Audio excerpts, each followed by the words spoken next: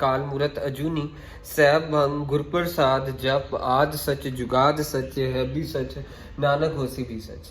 वाहिगुरु जी का खालसा वाहिगुरु जी की फतेह। Dear students, in this video I am going to start the chapter rise of nationalism in Europe. सबसे पहले page पे आपके इस चैप्टर में फ्रेडरिक सोरियो की पेंटिंग बनी हुई है। फ्रेंच आर्टिस्ट था फ्रेडरिक सोरियो। यहाँ पे ई के ऊपर देखिए लाइन ऐसे लगानी बहुत जरूरी है। फ्रेंच में ना एक्सेंट होता है, ई इसको फ्रे ऐसे रीड करते हैं, फ्रेडरिक। अगर ऐसे भी होता है, ऐसे भी होता है, ऐसे भी होता है।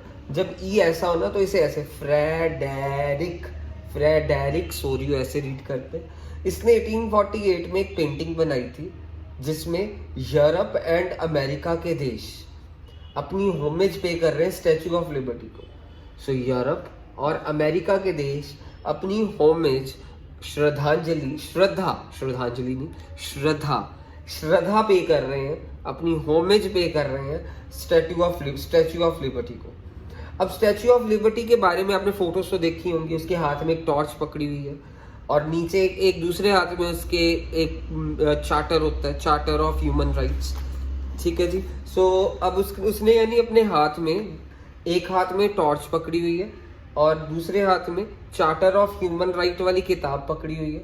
इसके नीचे एब्सोल्यूटिस्ट रिमेन्स पड़े, मीन्स टूटी फूटी एब्सोल्यूट, आप फोटो में देखेंगे एब्सोल्यूटिस्ट के रिमेन्स पड़े।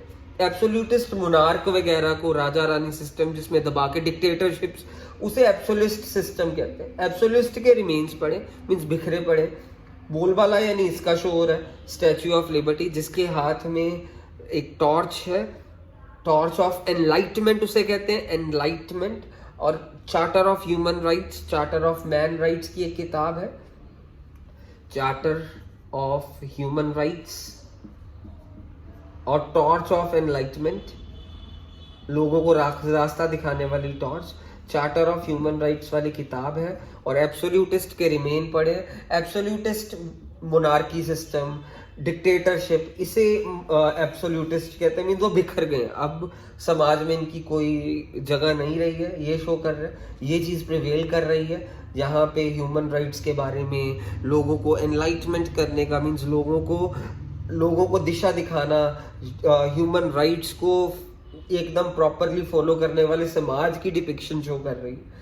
और यानी इसके आसपास झंडा लेके कौन मार्च पास्ट कर रहा है? सबसे आगे यूएसए है, फिर स्विट्जरलैंड है। आप अपनी बुक में फोटो देखेंगे ना, इस स्टैचू के आसपास मार्च पास्ट कर हो रही है और उस मार्च पास्ट में सबसे आगे यूएसए का झंडा, फिर स्विट्जरलैंड का, फिर फ्रांस का, फिर जर्मनी का, फिर ऑस्ट्रिया का, फिर सिसिलीज का, फिर लंबार्डी का, फिर पोलैंड का, फिर इंग्लैंड का, फिर आयरलैंड का, फिर हंगरी का, फिर रशिया का।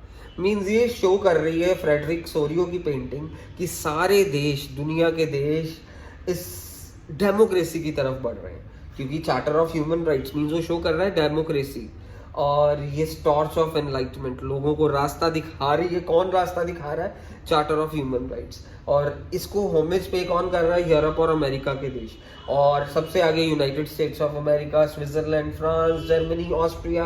मीन्स आप फोटो में देखेंगे ना, झंडे बड़े सारे लोग मार्च पास्ट कर रहे होंगे और झंडा लेके जा रहे होंगे। और सबसे आगे ये है, फिर ये है, फिर ये है, फिर ये है, फिर ये है, फिर सिसिलीज है, फिर लंबार्डी है, फिर फोटो में पोलैंड का है, इंग्लैंड, आयरलैंड, हंगरी, रशिया।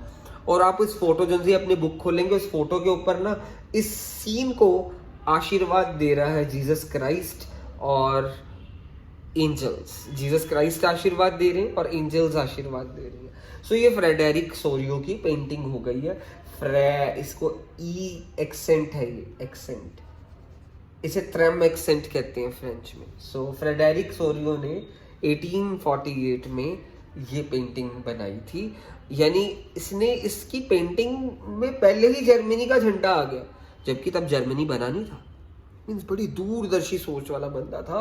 उसने देख लिया था, उसने नब्ज पकड़ ली थी कि समाज में डेमोक्रेसी का अब बोलबाला होने वाला है, एब्सोल्यूटिस्ट खत्म होने वाले। उसने पहले ही ये अपने अंदर से उसकी भावना निकल गई थी। That's it.